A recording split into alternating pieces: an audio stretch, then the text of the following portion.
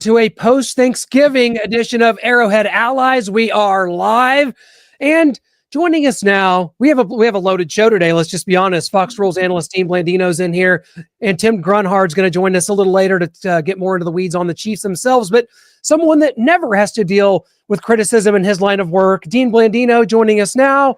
Dean, there's never any controversy. We never have anything to talk about. I don't even know what we're doing here. How are you? And you got the Sporting KC hat on again. Yeah, I made sure that I was wearing the right hat, and I didn't want to wear an Eagles hat or anything like that, or Broncos. But nothing to talk about, nothing to see here. Let's just keep it moving.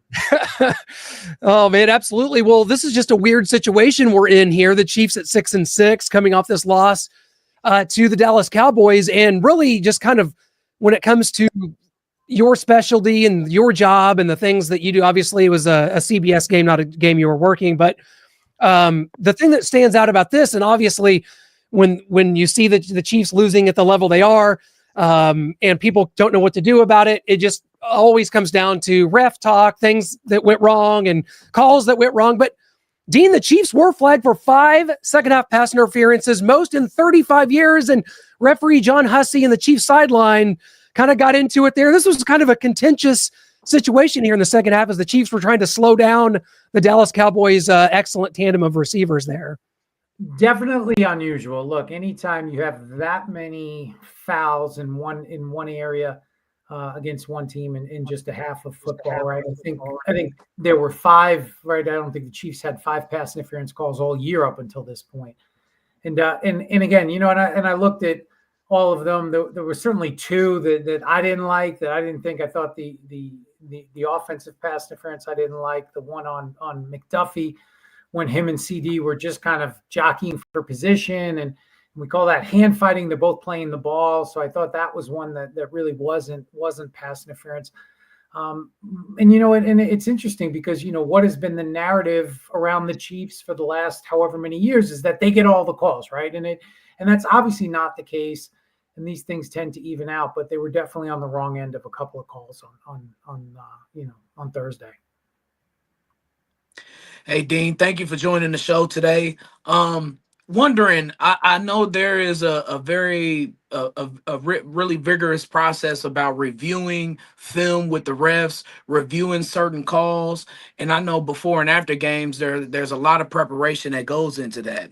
I just want to know what those conversations are like the day after the game when you all are going over the film with the referees and there are a number of questionable calls. What are those conversations like? Like you said, it's a comprehensive process, and that process starts right after the game. The officials have access to the video immediately, and most of them, that crew, a lot of them were probably staying over on Thursday because it was the later game. So they'll get together and break down the film and start looking at the calls and looking at the different things that happened during the game. Then there'll be a process where you have an officiating supervisor who evaluates the game and looks at all the calls, looks at every play and looks at every official and every decision that they make. And that evaluation is completed, the following, couple of days, and they get that graded report. And there's a lot of feedback that goes into that. Every flag that's thrown, it's okay, this is a good call, or this is not a call that we want to make going forward. Here's why. And those evaluations go toward postseason assignments. They go toward, whether those officials are going to continue in the NFL. And it is a process that goes for a couple of days. There's Zoom calls. There's different things that happen. So it's not just they work the game and then they're done with it. So, that process is going on right now, and I'm sure they're looking at film as we speak. Hey, Dean, good to see you again. So the Chiefs are staring down the barrel of not possibly making the playoffs. How do you feel about the possibility of a postseason that may not feature Kansas City?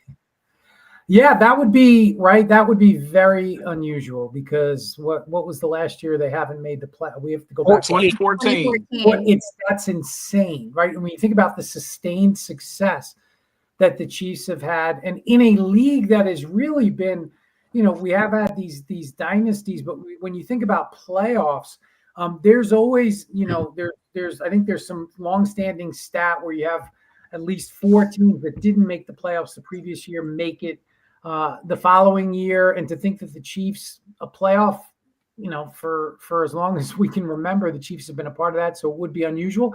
I go back to the 2023 season, right? Midway through the season, the Chiefs were kind of struggling a little bit, and then they went in and got hot at the end and ended up winning it all. So certainly capable of running the table and getting in it. I think Coach Reed said that. Got 5 games left, but it would be definitely a change if the Chiefs aren't part of the postseason. Well, speaking of that postseason, I don't think we've talked to you since the infamous UTEP study came out, talking about the Chiefs and their calls and going into the numbers of that. I think they went over like 7% of the 100% of calls that they looked at, and specifically in the playoffs with subjective calls. I don't know if you've had a chance to review that study and what you think of it, and how the Chiefs are the most favored dynasty and team in NFL history in the playoffs. Well, there's a lot of studies, and I haven't reviewed that one in full detail. My experience and everything that we've done when I was at the NFL, things tend to even out over time. There will be seasons where teams may get the benefit of more calls, but when you look at it over the course of 3, 4, 5, 10 seasons, that tends to even out. The officials are out there just trying to do their best, and the game is so fast, and there's a lot of subjectivity to it, and we get to analyze it with slow motion replay. And I think there is that disconnect with how the game is officiated on the field, and then how we get to evaluate their decisions. So I don't put too much stock in, because it is subjective. I mean, who's to say this was a correct call or it isn't? It's in the eye of the beholder. But again, good teams, what I've learned is good teams tend to overcome officiating mistakes. And that's what ultimately makes them successful, and they make their own breaks. Yeah, Dean, absolutely. And, as a former head of officiating, as a rules analyst for Fox, you're at the top of your game, and these officials are the best in the world at what they do. And that's what people need to realize. I think it was Tony Dungy after the Chiefs-Cowboys game said something to the effect of, these guys don't know what pass interference is. We used to have this as a reviewable play. It's not. Everything needs to be reviewable. And when you factor in kind of the new expedited review process that exists, do you feel like that could be something that's back on the table for pass interferences? And is pass interference a one-size-fits-all type penalty, especially when you're dealing with like the receiving tandem that the Chiefs were playing against, George Pickens and CeeDee Lamb? I mean, that George is a 6'5" physical hand fighting type of receiver. And you know how difficult it is, just trying to stay downfield with a CeeDee Lamb. So is that review going to be possible again? And is it a one-size-fits-all penalty when it comes to how you teach the officials? Sure. Well, I'll answer that last question first. It's not a one-size-fits-all. And I think that's the issue with some of these subjective calls, like holding, like pass interference. Offensive pass interference is the most missed call, whether it's a flag that's thrown that is incorrect, or a flag that isn't thrown that should have been thrown, because there is so much subjectivity and layers to it in terms of what the receiver is doing. Does the receiver push off? What the defensive player is doing? Who's initiating the contact? Is there an advantage gained? And so look, is it possible to make those plays reviewable? It is. You have to come up with a consistent standard. It's never going to be perfect when you have those. And that's why the competition committee is trying to stay away from those subjective calls with replay, because look, you try to stick with objective things. The ball hit the ground. We can all agree that the ball is on the ground, or the foot stepped on the sideline. But when you start to get into, is there enough restriction to affect the receiver's ability to make a play on the ball? We could all look at 10 plays and maybe agree on 5 of them. And so you're just replacing one person's judgment with another. And yes, I understand we're looking at, more resources and more angles, but there's no perfect solution. It's just trying to get the officials on the same page, define what it is, what the competition committee wants called, and then apply a consistent standard across the board. And that's always the biggest challenge. Listen, I like a little aggression from time to time. You know, if you can't get along, then you might as well get it on is my motto. And I just want to. I know that like some head coaches, they have some beefs that they hold on to for years with some refs. Do you recall any story or anything that we can hear from you? Any beef that you've had with any coach that you can recall? Well, there's definitely, that's why one of the things about is scheduling the officials, the crews, because it is the same for the most part, 7 officials on the field and then replay up in the booth that travel around together. And there's limits on how many times you can see the same team in the same season, because that all that does, the more times you see a team, the more opportunities there are for that kind of, I wouldn't say bad blood, but you do get that familiarity breeds contempt sometimes, and so you try to limit that, and the more you interact, especially with officials, because it is it's an emotional game, and a lot of things surrounding officiating is negative. We don't focus on the overwhelming number of calls that they do get right. It's usually the handful of plays where there's some debate or where they are incorrect. And for me, I always, I got along with most coaches, but there were always moments. I mean, I've gotten chewed out by Tom Coughlin and Pete Carroll and Bill Belichick and Bruce Arians. And What did they say? I had, so I'll share a story because I love him. Bruce Arians, my first year as head of officials, he accused me of being on the take. That was number one. My second year, he said I didn't know the rules. My third year, he said he was never going to call again. But then, the next week he called. But he was great.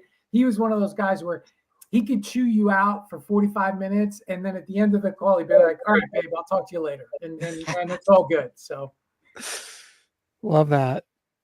He just needed somebody to vent to. No question. You are part therapist in that role, no doubt. So, Dean, from a rules and officiating perspective, what's one collegiate rule that you would like to see implemented in the NFL? Yeah, that's a great question. We do look at the targeting rule, and I know that's not perfect in college, but I do think some form of that, and the NFL is heading that route where if you have, whether it's personal foul, roughing the passer, or hits to defenseless receivers, where you do have a replay element to it, where if it's clear and obvious that a flag is thrown and it shouldn't have been thrown, contact to the head neck area, and it's clearly in the chest, those types of things. So I think that's something that the NFL can expand upon that college is already doing.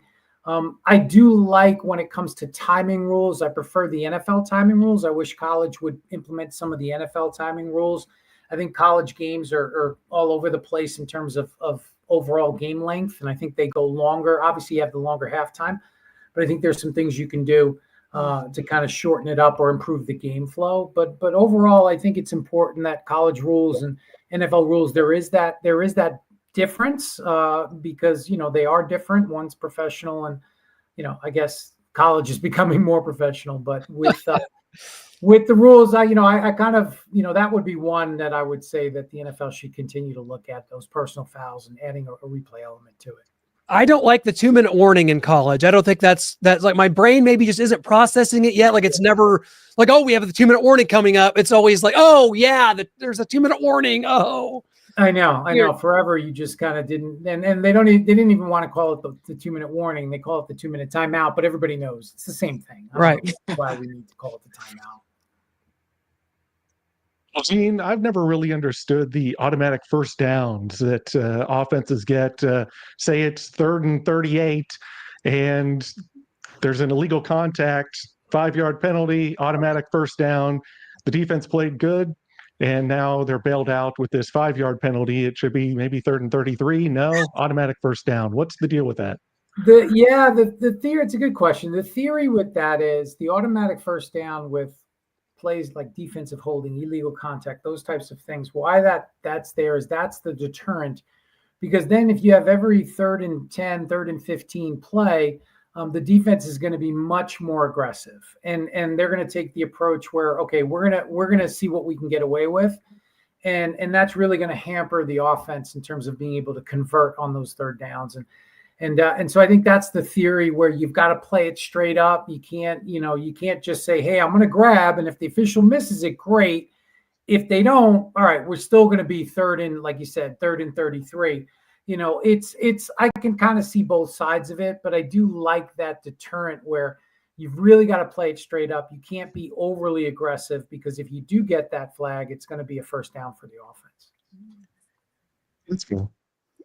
Well, Dean, we're here, we're hanging out. I just got to get your take because it's been so dominant in sports here this week and in college football. But the Lane Kiffin situation, just what is your overall thoughts on this? I thought Lane really did a really good job of kind of rejuvenating his name over the last 6 years at Ole Miss. And it's a place that kind of seemed like he belonged out there in the college football playoff. And then in one fell swoop, all hell breaks loose. And you talked about college being a professional league. Well, no more example than this situation here, how it's played out. Yeah. And I remember Lane. I was at the league when Lane was with the Raiders and got to know him a little bit. And obviously, he's come a long way since then. I don't think there's been a job that he's left that wasn't dramatic, that didn't have maybe FAU to Ole Miss, but right. But I do think it's part of the environment now, and where coaches can leave. I mean, now you look at what he's done at Ole Miss, which is an incredible job, the best season, and they're going to go to the CFP. And now he's leaving them. And I do think I can't, if you think that's the right move for you and your family, and that's great. And you can't fault somebody for that. What I don't think was great was to say, okay, let me finish at Ole Miss, right? Now you're asking the school to say, okay, you're leaving us. You're going to coach our players and recruit them. And you're going to, and all this other stuff. It's like, you're going to stay or you're going to go, and you got to make a decision. So I think that's where it kind of went a little sideways. But we'll see how it goes. And he's going to be at LSU, and we'll see how Ole Miss does in the CFP. Well, while we're on the college/NFL kick, I have one last referee question with that spot foul, pass interference. That's what's currently in the NFL is 15 yards in college. Do you ever see it being only 15 yards in the NFL one day, or what's the philosophy behind that? Sure. No, I don't see it. I think the NFL philosophy is the spot foul is important for the passing game. And whereas if you have, especially the deep passing game, because if it's just 15, again, like we talked about the automatic first down, defenses, the secondary, they're going to play way more aggressively. And again, get away with things more often than not. Whereas you see some of these fouls where, the DB is clearly beat on, maybe it's a double move, and they just tackle the receiver and it's only 15 yards where, hey, that would have been a touchdown or that would have been a 40-yard gain. So I do like the spot foul. Obviously, it's not great when you do see an incorrect call that's going to be 30 yards. So I think you do have that kind of safety net with the college game. But I like the NFL rule because, especially these defensive backs in the NFL, they're the best of the best. They're the best athletes on the field. And if you give them a kind of a green light to get away with some things, they're going to play more aggressively, and that's going to hurt the deep passing game. So I don't think the NFL will make a change. I don't think college will make a change. It was one of those, like we talked about earlier, it works for each game. And I think that's ultimately good.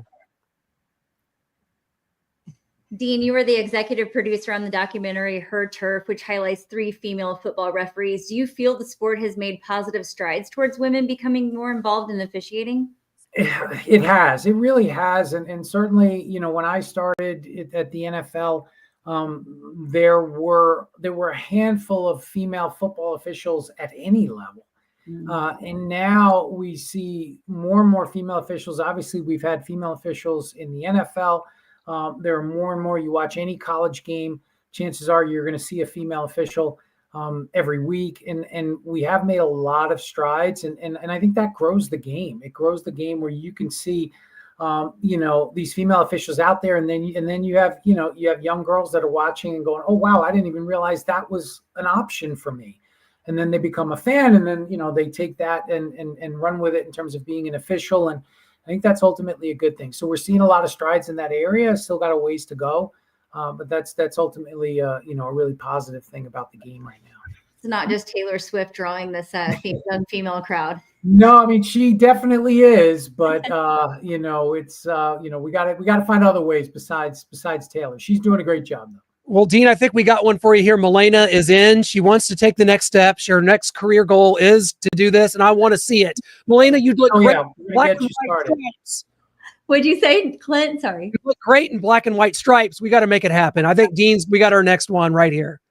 Yep, we can get you started, or you want to do replay, just let me know. We've got Zoom calls and we can definitely get you started. I'm going to have to go to a different school first. My major would support what would be required of me on that field. Thanks for the vote of confidence. I got a quick two-parter here for you. Just the Josh Simmons was called for a hold in the Thanksgiving game, Chiefs-Cowboys. Looked like he had his hands inside and then kind of turned him and drove him into the ground. And then the second one is the Commanders and Broncos game. Specifically, there was an intentional grounding called. Mariota was in the pocket, but he threw it to McLaurin outside the numbers, way over his head. But outside the numbers, Terry McCauley said he didn't think that was intentional grounding. And then the tripping call, they went to review it. Looked like Mariota fell down to the ground, wasn't touched, got back up, made a play. But they said, no, he was touched. He went to the ground. They reviewed it. And they get penalized, but the Broncos tripped him to get him on the ground, and you can't go back and throw a penalty on that. So those kind of three things. Yeah, I mean, well, the holding is it is subjective, and I think what the officials saw was kind of the torque and twisting the defender to the ground.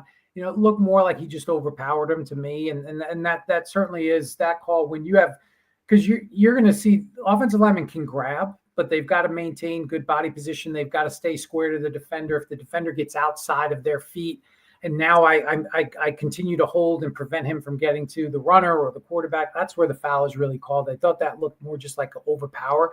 Sometimes when the official sees that, and again, it happens quickly. The grounding, and I think that it's a judgment call, but the guideline is when you do have a receiver outside the numbers and you throw the ball over that receiver's head, that is considered in the area. So I thought they could have, and you're always going to lean toward giving the quarterback the benefit of the doubt. So I thought that one could have been, not thrown. And then the tripping one, which is tough because they can't create, and that's where everybody gets kind of frustrated. And I agree with replay assist is if the flag is thrown on the field for tripping and it's not, they can pick up the flag, but they can't create a foul for tripping. So you've basically got to ignore this obvious foul and say, well, by rule, I can't do anything with the trip, but we're going to double down and make it worse for the Commanders. Now he's down. That's frustrating. And I think that's something that the competition we will continue to look at, but they've always been hesitant to allow replay to create fouls. Dean, we always appreciate it so much. Before we kick you loose, we got to hit you with our Fantastic Four quick questions. We'll have some fun with them. Mine, I got to get mine in first because it is December. We just got pounded with snow here in Missouri this morning. What is your favorite Ride or Die Christmas song? Oh, wow. Ride or Die is All Alone for Christmas by Darlene Love. That's great. Love it. Wow. Love that. Brian? Oh, me? Okay. Who is the best out of these refs? Mike Carey, Jeff Triplett, or Ed Hockley? Who's the best? Ed, come on. I know all these guys, and I hope this doesn't get back to them. They all have their strengths. Mike Carey was an excellent referee, really, really good. Ed Hockley, Ed Hockley kind of transcended the sport. He was great on the microphone and announcing. He also had the big, he never skipped arm day at the gym. And Jeff Triplett was one of the smartest rules per people that I ever met. They were all really good in their own right. So I can't choose. Fair. Who's the worst? Can't choose that either, probably. Well, I know you. I'm sure you guys have some feelings about that. We love them all too, Dean. Probably Mike Carey. Be honest with you. we're all for the refs. We cheer for the refs on Sundays. Carl Sheffers and his nervous call, John Hussey. I don't know. Just Nervous call, Carl. Dean, Go ahead, Melena. I've been on the field both at Arrowhead and Gillette, and I have been scared for my life at times. And I know you know how to jump out of the way. What's the scariest interaction you've almost had where you're like, oh my God, I could have died there? There have been a couple, and I think that's where if you're lucky enough to watch a game on the field, it's crazy. Like when the speed and when you think about these guys are big to begin with, and then you put pads and helmets on. So thankfully, I've never had a real, near-death experience where I was almost run over. You just try to, I'm from New York, so I spent a lot of time, New York City and on the subways. You got to be aware of your surroundings at all times. So I'm pretty good. with looking over my shoulder. Cat-like reflexes. Exactly.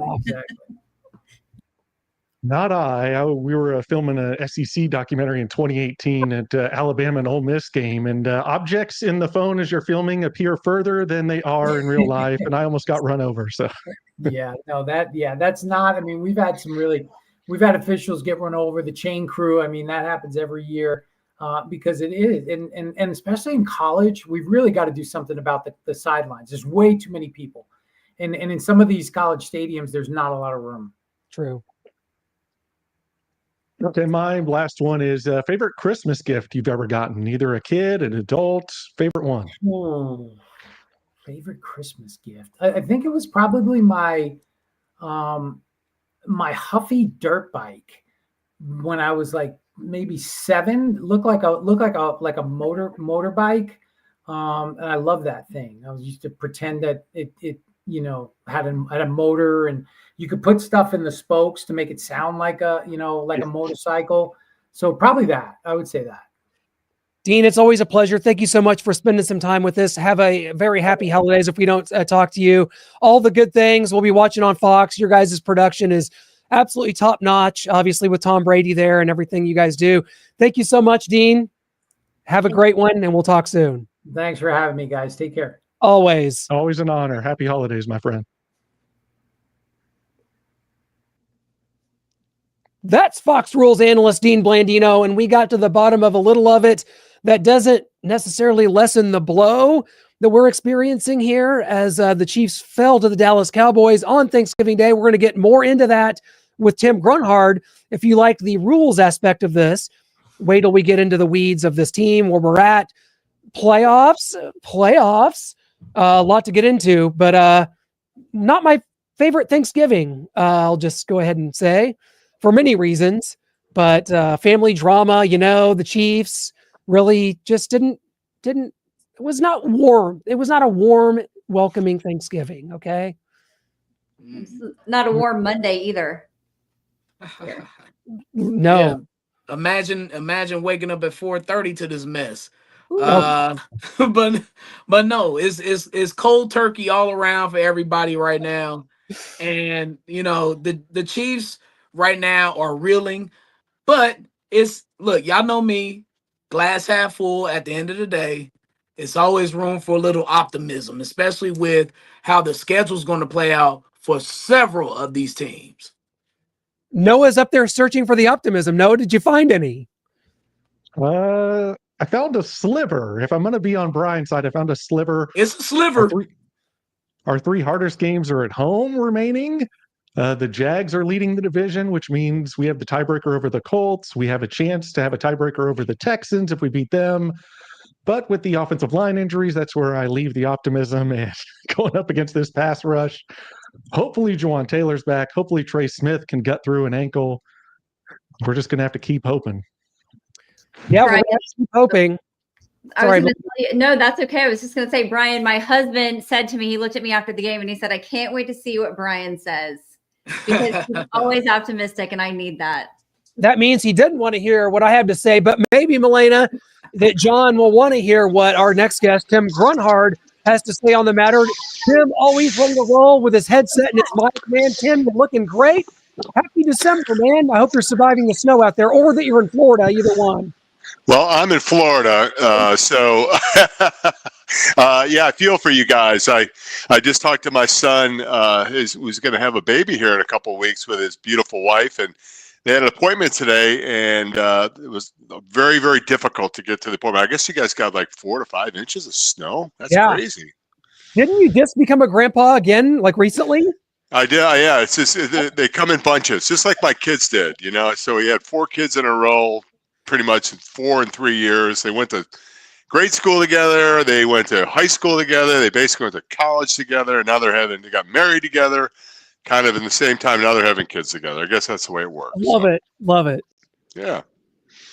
So, well, here we go. We're in off this. We just had Fox Rules analyst Dean Blandino on the first half of the show, kind of talking about some things that, Tim, that we're going to get into that a little later, a little bit of the second half of the Cowboys game. But, before we start into anything NFL related or Chiefs related, I just want to say the Notre Dame Fighting Irish, Tim, your Fighting Irish, Marcus Freeman, what he's done there, they've reeled off, 10 straight wins, I guess, after starting 0-2.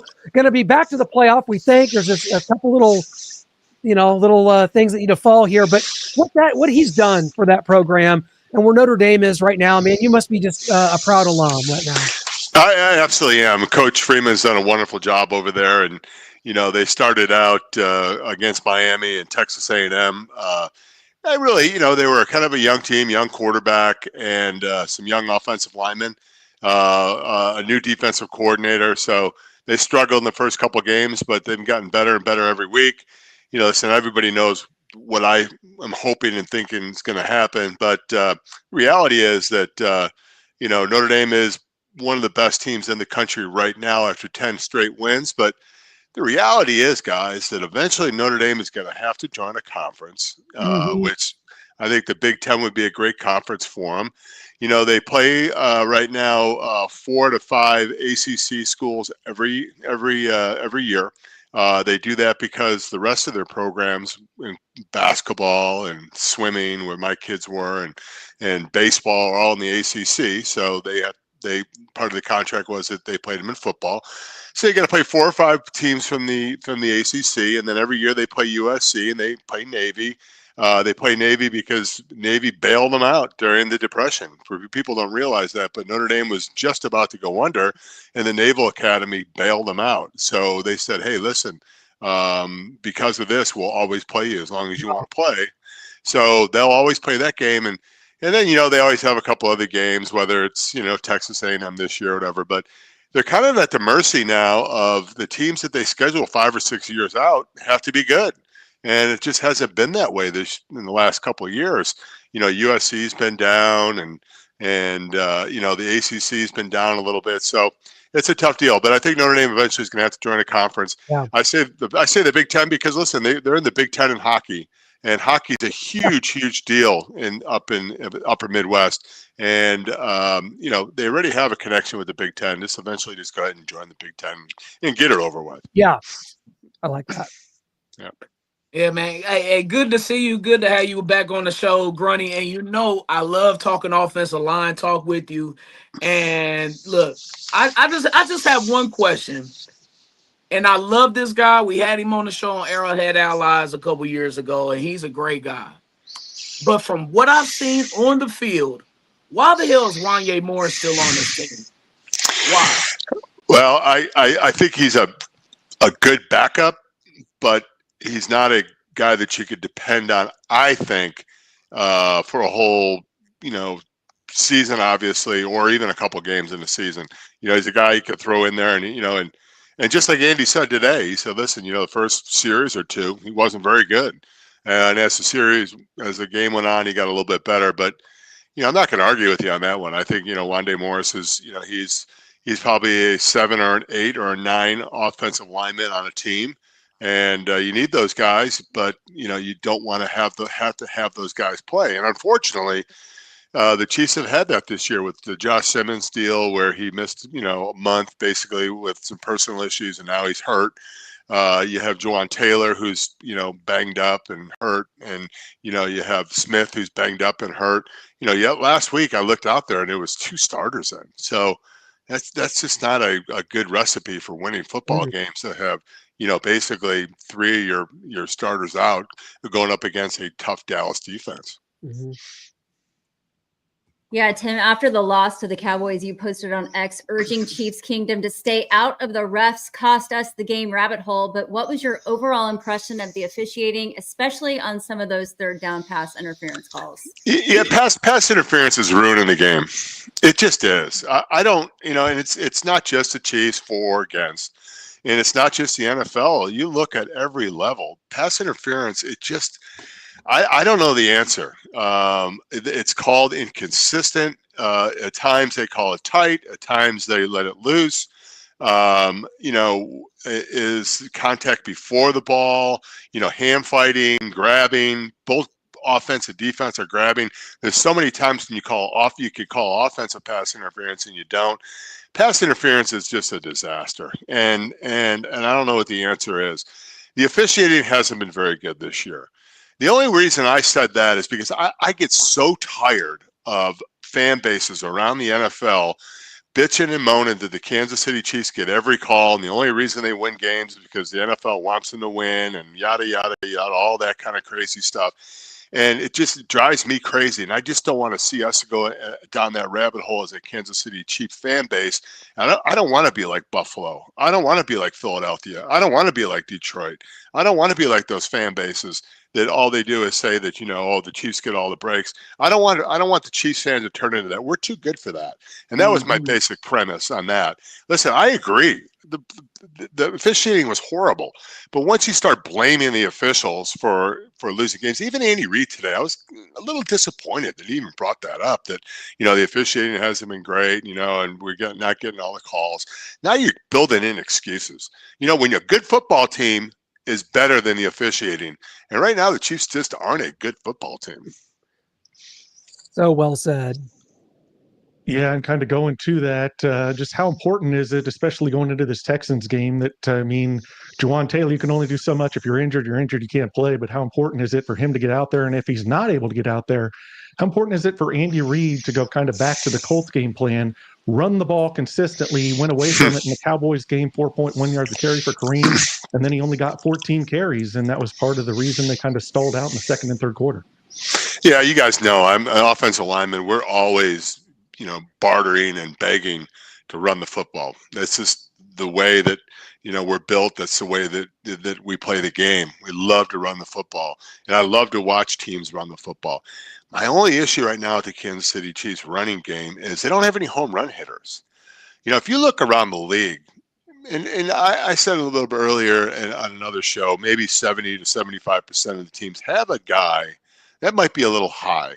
But, I would say at least half or even more than half of the teams have a guy that can hit a home run at the running back position. If you give them a good hole or you give them a good seam and they make one guy miss, they could take it to the house. Chiefs don't have that. Listen, Kareem Hunt's had a nice year. I like watching Kareem Hunt, but he's not going to break any, 80, 70, 65-yard runs. Pacheco's been banged up, and he really doesn't have that particularly in him either. The Chiefs have got to find a home run hitter, a playmaker at the running back position. I love the idea of running the football and averaging 4.4 yards a carry and all that kind of stuff. But the problem with the Chiefs right now, guys, is it's very simple. Their playmakers just aren't making plays at the key times. An NFL football game has, let's say, just around about 120 to 140 plays, both offense and defense and special teams, maybe combined, maybe more than that. I don't know, but it's in that area. The game comes down to about 7 or 8 plays. Mm-hmm. And if your playmakers aren't making plays in key situations, you never know when that play is going to happen. You never know when it's going to be your play or your effort or your influence on a play that is a difference maker. I'll give you a prime example. I'll ask you guys, what was one of the biggest, if not the biggest play in the Cowboy Chiefs game last week? The Chiefs not getting a fumble? Yes. Or the interception. Yeah, well, Turpin, you know what? You got to give him credit, man, where credit is due. The guy finished the play. He was running, he was going after the ball. He could have stopped. He went in and he dove in there and made the play. That's making plays. Yeah. Right there, that's the kind of plays the Chiefs were making in the last 3 or 4 years. Guys, you could think back to the Houston playoff game, and you could think back to so many times when the Kansas City Chiefs stripped the ball on the 1 or 2 yard line and got the ball and, stopped somebody from scoring, or, they made some kind of unbelievable play at the end of the game in order for the Chiefs to win. They did that last year very consistently. That was really the only way they won. They had just a key play at the key moment in order to win those really close games. They're not making those plays. And if you're not making those plays, it comes down to 6, 7, or 8 plays, and the Chiefs just aren't making those plays. That's why, listen, I'm hoping and praying that they can go ahead and win the next 5 games. And, they have the ability to do that. But, there's no evidence right now that there's a formula other than just, hey, listen, guys, you go out there, play loose, play hard, play physical, and never give up and never stop on a play, because you never know when that play is going to be the key play. Just real quick, just to kind of continue on that, can you put your finger on what the reason is for that? Is there a mentality, the Super Bowl hangover? They played so many more games, they're tired. What could it be? Yeah, that's the billion dollar question, probably. Yeah. I think there's a lot in that statement. I think that they are a tired team, both mentally and physically, because of the runs they've made over the last 7 years. It's been 7 years, right, where they've been in the AFC Championship 7 years in a row. That's a lot of football.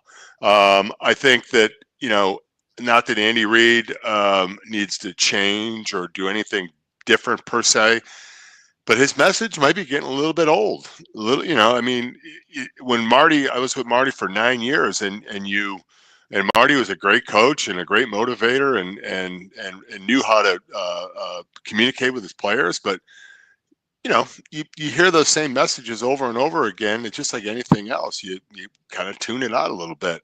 I think the Pittsburgh Steelers are seeing that a little bit right now with their coaching situation. This team is got to find a way to look within itself and find a way to put together a run. The good news for the Chiefs and the Chiefs fans and for everybody that's listening right now, the Chiefs are good at, when they know what they need to do, they're usually pretty good at it. The next 5 games are playoff games. Make no mistake about that. These are playoff games. And the Chiefs have done well over the last 7, 8, 9 years in winning playoff games, winning games they have to win. So if there's any solace to where we're at right now, if there's any positive to where we're at right now, is the Chiefs know what they need to do, and there's no ifs, ands, or buts about it. They got to win out, and if they win out, then they're going to have an opportunity to go to the playoffs. And this team is dangerous when it gets to the playoffs, but it's got to get there, and it's got to have that sense of urgency that every game's a playoff game. But then you run into being mentally tired after this 5-game run too. So it's not a good situation for the Chiefs right now. Tim, if we could sort of compare this to a season from your time back in the 90s, to me, this reminds me a lot of 1996, where in 95, you guys beat Mark Collins against the Oilers. You had James Hasty against the Raiders. You had Tyreek Van Over against the Chargers. It was a season.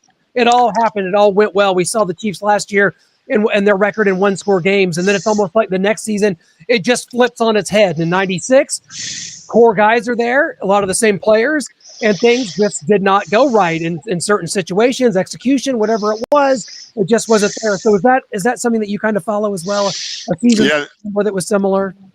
Yeah, that's a good comparison. And the next year we were able to win 13 games again. Right.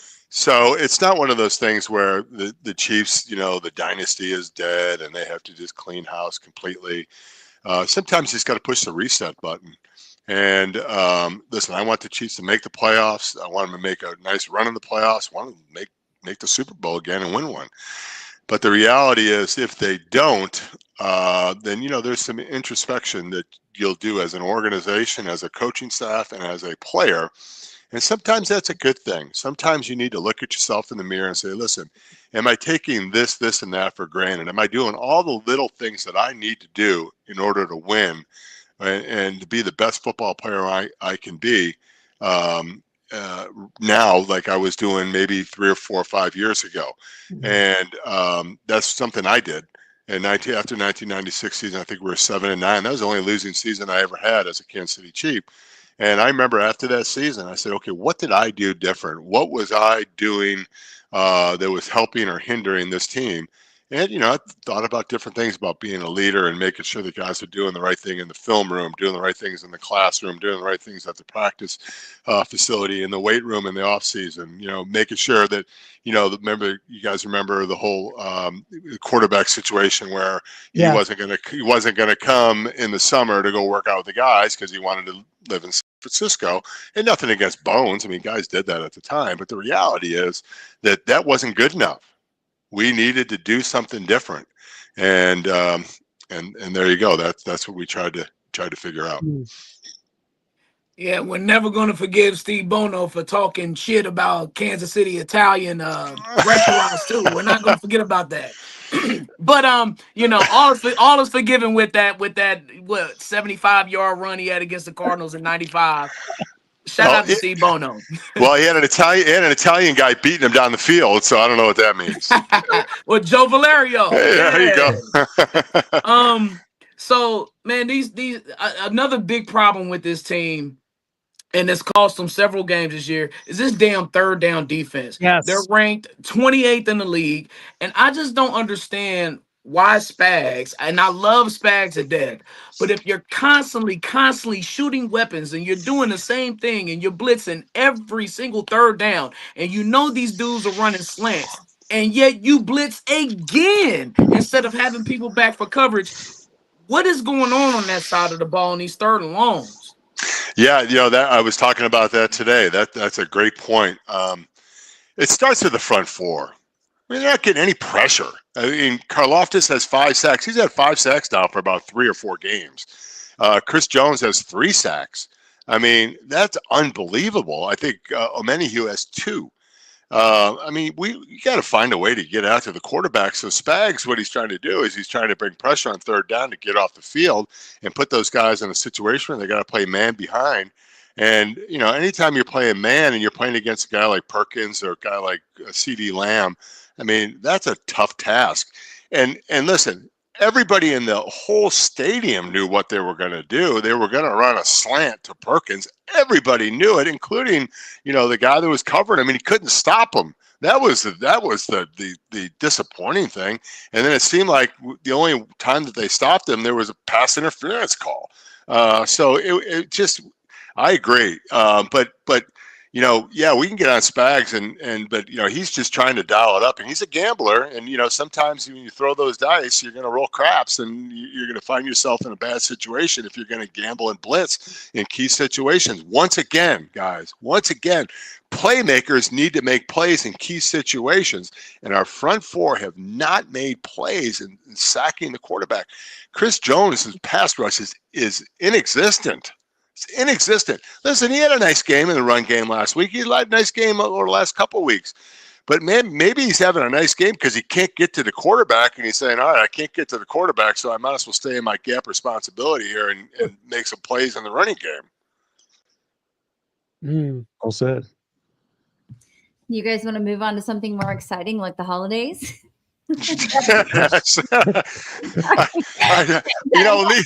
Leave it to Melina to bring back the calm, cool, and collected. You knew my heart rate was getting up, right? So we always like to highlight your book, View from the Center. The holidays are coming up. People might want to gift that book, so it's available on Amazon now. What do you hope fans take away from it? Yeah, you know what? A lot of fun stories about just kind of the building the foundation of the Kansas City Chiefs run that they're on over the last couple of years in the 90s. The bringing the fan base back, bringing the winning culture back, bringing in a bunch of characters like, the Bill Mosses and the Duran Cherries and the Neil Smiths and the Derek Thomases, and the Benny Thompsons of all people. So you got to bring in those characters, and they, so I feel like we built a foundation which Travis Kelce and Chris Jones and Patrick Mahomes and Kareem Hunt could stand on that foundation and do the great things they're doing now. So we talk a lot about that. So it was a fun book to write. Great names you just dropped there. I miss all of those guys. Absolutely, Benny. Benny Thompson, the old leg lift. He doesn't like Hardy, so I don't know, Benny. We still love you, but old Benny. God rest Derek Thomas's soul. I can't believe it's been so many years. Yeah. It's crazy. Today is my daughter's birthday, my youngest daughter, and he got in the car accident on her christening day. So, which is coming up here in about a month and a half or 2 months when he had the car accident. So, never forget the ice storm, and God bless him. He was one of my best buddies. Wow. Absolutely. And just trying to get back to football here, Tim. I mean, if you were to put on your GM hat, go back to this past offseason, would you have done anything different? Would you have signed Trey Smith and traded away Joe Thuney? Would you have maybe let Trey Smith walk, the highest paid guard? Would you have signed George Karlaftis? Would you have signed Nick Bolton? Would you have let Justin Reed walk? We haven't seen a lot out of this rookie class other than Josh Simmons, who has looked well when he's been on the field. But it's tough for Noel Williams to get on the field ahead of like a Chamari Connor. You look at Ashton Gelati, he's playing out there, not making a ton of difference on that defensive line. No more Norman Lott flash, but he's injured now. And just kind of the rest, Jalen Royals can't get on the field. Jeffrey Bossa, Brashard Smith is seldom used. What would you have done differently this offseason, if anything? Well, I do think that the Chiefs eventually are going to have to get to the point where, I think signing a lot of these guys that were in those great draft classes 5, 6, 7 years ago, and now they're all coming up after their rookie contracts, and signing everybody and giving them all these big contracts has hurt kind of just the depth of this team, and you got to get production out of those guys that you've signed, and they're getting some out of some guys and not as much out of other guys. So I think that the NFL is set up, guys, and we all know this. The NFL is set up for parity. Whether it's scheduling, if you have the best record, you're going to have the hardest schedule. If you have the best record, you're going to draft last. And the Chiefs have drafted towards the end now for 7 years. I think it's starting to catch up with them. And I agree. Listen, they've had some great draft picks and they found some really quality guys. But the reality of the situation is that all the people that they're playing against, like the Denver Broncos, have been drafting to beat the Chiefs now for 6, 7 years. And finally, they're at the point now with all their different draft picks and with their new coaches and all those kind of things. And they're being proactive and not reactive to the Kansas City Chiefs. And so the Chiefs have got to get back to being proactive and not reactive. You keep on keeping the same guys and God, listen, it's been just an unbelievable experience and an unbelievable love affair from the Kansas City Chiefs and the Kansas City Chief fans over the last 6, 7 years and all the great things that they've done. But sometimes you got to cut some guys loose, and the Chiefs just haven't been doing that. And I think they got to get back to, almost that Patriot way where, they see a guy getting a little bit slowed down or getting a little bit long in the tooth or not as much production as they've had. They kind of found a way to get rid of him and bring in somebody else, and maybe at a lower price. And they can, so the Chiefs are going to have to look inward and say, hey, listen, do we keep signing and keep giving all with this? You have the highest paid center. You have one of the highest paid guards. You have one of the highest paid defensive linemen. You have one of the highest paid linebackers. You have the highest paid tight end. You have one of the highest paid quarterbacks. Can't live in that world in the NFL. It just doesn't work. Tim, that was just great stuff. Thank you so much for joining us down in Florida. I got to go shovel my driveway. So you just enjoy the beach, man. You just enjoy the warmth. I'm gonna take my dog for a walk out here. It's about 70, 74, 75 degrees. I might have to put a little jacket on. Oh, well, our hearts go out to you there, Tim. Thank you so much, guys, man. Always appreciate it and enjoy your time down in the Sunshine State. And congrats on your new grandchild too, Tim. Yeah. Oh, thank you guys so much, and I love being out with you guys. You guys are great, and let's talk here maybe in about 4 or 5 weeks and see where we're at with the Kansas City Chiefs hopefully going into the playoffs. Exactly. Absolutely, Tim. Can't thank you enough. Always an honor. We want to make sure you're careful of that ocean breeze coming off of there. Make sure you're bundled up under your blanket tonight. We're worried Yeah, about you. that ocean breeze, it does get a little cool this time of the year. So thank you, Exactly. guys. Coffee, salt in the air. Tim. Have a good one, guys. You too. Take care. Happy holidays. That's Tim Grunhard, and that is a guy telling it like it is. And I really appreciated that about Tim, is he's not going to sugarcoat anything. And man, what a loaded show this was, from Dean Blandino to Tim Grunhard. You won't hear that anywhere else. And wow, I'm just like taking it all in, trying to process all this along with my own feelings and my own discourse for where the season has gone. And we're just glad that we were able to have all you guys join us today and chime in. Thanks for all the comments, and we're just hoping things get a little better around here for the holidays. Otherwise, it's going to be a lump of time Christmas cold for all of you. All right, guys, let's close this thing out. I just want to give each of you a chance to give your quick thoughts on where we stand right now with this team. Brian, I want to start with you. Well, look, there's a lot of meat left on the bone. You know, I got to talk Kansas City barbecue lingo with you. Come on now. But it is. There are several games left to be played. The Chiefs are right in the thick of this thing. The only thing is that, this team cannot lose. There's zero room for error. I think I said that, a couple weeks ago when going up against the Colts. But there literally is no room for error. You got to have 11 wins to get into this thing. And so, I think there's a lot of things going to Chiefs' way. Number one, look, we have to make sure that the Broncos, Patriots, and Jaguars all win their divisions, because we have those tiebreakers over the Ravens, over the Colts, hopefully some over the Texans and Chargers too coming up soon. So that's just the reality we are right now. We have a chance. We're still in it. Everybody calm down. I think this coaching staff will make adjustments. The only concern I have, though, and it's a big one, the one that's been the Achilles heel for this team, and it's offensive line, man. It continues to be a problem. It continues to hinder the greatness of Patrick Mahomes, because we can't see him at his best because he's not protected. And with Wanye Morris out there, hopefully he's not starting. Hopefully we have Jalen Moore over there in this game. I don't know. That's the dice roll in this whole thing. And before I close, just one last thing. I just want to say, I want to be on record with this. The Cincinnati Bengals are going to win the AFC North. That's all. 2 games back, but they all kind of play each other. Ravens and Steelers and Bengals are playing the best of it. Those 3 teams right now. So. Colts had to play the Jaguars twice coming up. Also, the Colts are going to lose out. They have to play the Seahawks, the Niners, the Jaguars twice, and the Texans to end this thing. So don't even worry about the Colts.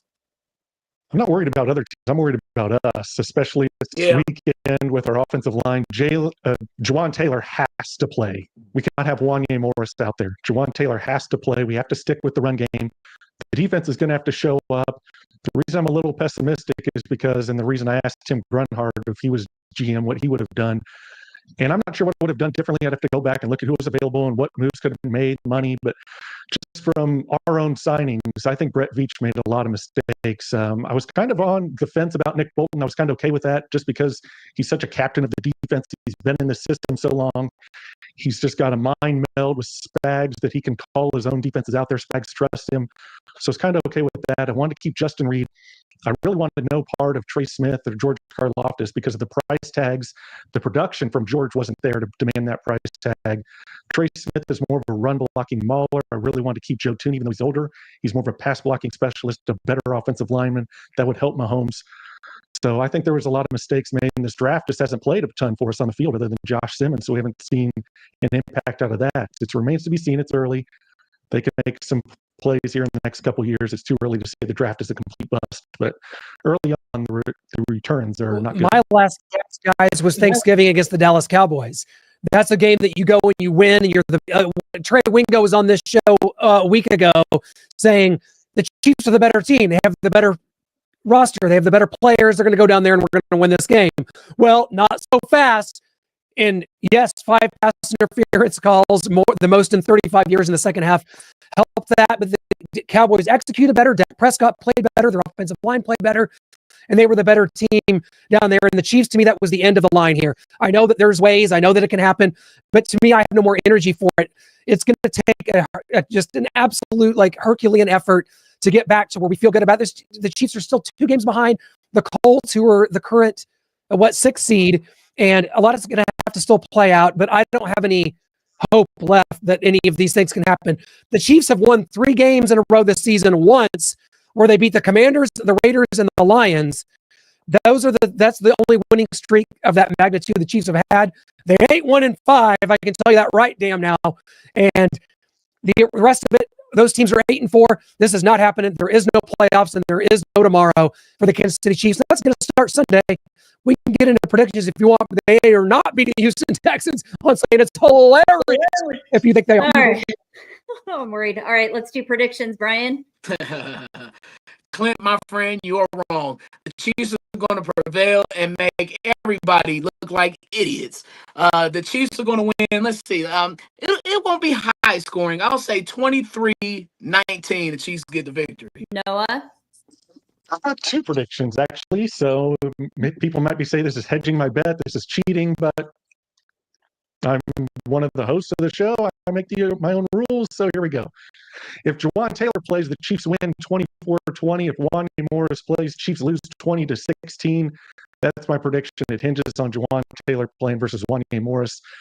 Jawan Taylor, he's injured. He may not be 100%, but whatever percent he is, it's better than 100% Wanya Morris. So I'm going with Chiefs win if Jawan's in. Chiefs lose. I'm not even going to go there. This is the Texans win. We've seen what they've been able to do to take their season into their own hands. Now with C.J. Stroud back, with the defensive front that they have, this is the best defense in the National Football League coming to Arrowhead Stadium against an offense that has not executed at a high level, regardless of the offensive line, regardless of a running game, regardless of what receivers they get back to full health. It hasn't mattered all year. This team's been wildly inconsistent. Don't believe in it. And I think Sunday we can officially have the funeral for this idiotic, stupid football team that... Oh, you are sad. You are sad. You are down bad right now. I hated to interrupt that. You must have missed it last week when I picked the Cowboys to win. You must have missed it 2 weeks ago when I picked the Broncos to win. And you know what? The Chiefs could have easily lost that Colts game down by 11 in the fourth quarter. Biggest fourth quarter comeback in Mahomes' career. This team is done. Clint, are you superstitious? I'm not superstitious, but I'm a little stitious. You got to start picking the Chiefs. Maybe we'll start winning again. You mean start being wrong all the time? Oh, no. I'm not going to be like these guys and be wrong. I'll know I can't be wrong this week, but I'm going to... Clint is never getting married. Well, I think we already established that. Then you're never getting married. That's already been Chiefs established. are at home, baby. The Chiefs play well at home. They're 5-1 at home. Patrick Mahomes, every single year of his career in Kansas City, has had at least a 5-game win streak at some point. He hasn't had one yet. We got 5 games left. It's coming up 5-0 down the stretch. That's right. That's right, Noah. Against the Texans, unless Wanya Morris plays and loses. That's right. Clint, you've been waiting all day for Sunday night. Come on. I love you guys. I really do. We do love you too, Clint. Never mind my pro wrestling character that tends to come out from time to time. It's just like my 90s attitude era that gets like takes over my body, Brian. You can understand that. Who are you, Gangrel? Well, no, I'm your guy. I'm 97 heel DX Shawn Michaels. That is a thing to mess with, right? Clint saved himself there. Mentioned HBK. Brian's back on his side. Till next time, everybody, we are screaming on Sunday night. Go!